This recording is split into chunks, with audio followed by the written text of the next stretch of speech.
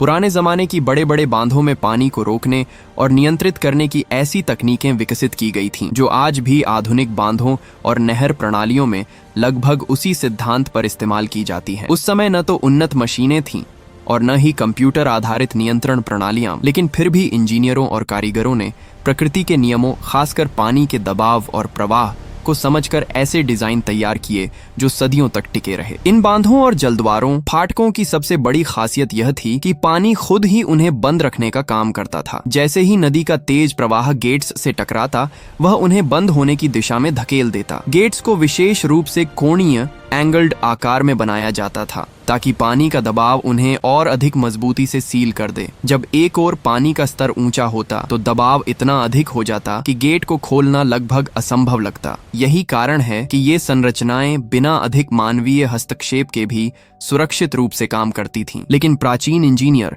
केवल पानी को रोकना ही नहीं जानते थे, बल्कि उसे नियंत्रित करना भी जानते थे। इसी उद्देश्य से प्रत्येक गेट के निचले हिस्से में छोटे छोटे फ्लैप्स या वॉल्व बनाए जाते थे। जब इन फ्लैप्स को खोला जाता तो पानी धीरे धीरे भीतर की ओर बहने लगता। इससे गेट के दोनों ओर का जल स्तर समान होने लगता और जैसे ही दबाव संतुलित हो जाता, विशाल गेट को खोलना आसान हो जाता। यह प्रणाली दाब संतुलन के सिद्धांत पर आधारित थी, जिसे आज आधुनिक हाइड्रोलिक इंजीनियरिंग की नींव माना जाता है। यही प्राचीन तकनीक आज के समय में भी बड़े पैमाने पर इस्तेमाल हो रही है। इसका सबसे प्रसिद्ध उदाहरण पनामा नहर है, जहां लॉक्स नामक संरचनाएं अलग अलग ऊंचाई वाले जलस्तरों को जोड़ती हैं। जब कोई जहाज लॉक में प्रवेश करता है तो पीछे का गेट बंद कर दिया जाता है और पानी को नियंत्रित रूप से भरा या निकाला जाता है। कुछ ही समय में जहाज ऊपर उठ जाता है या नीचे आ जाता है, मानो वह पानी की बनी हुई एक विशाल लिफ्ट में सवार हो। इन गेट्स का आकार इतना विशाल होता है कि उनका वजन अपने आप में एक बड़ी चुनौती बन गया था। शुरुआत में ठोस धातु से बने गेट्स के कारण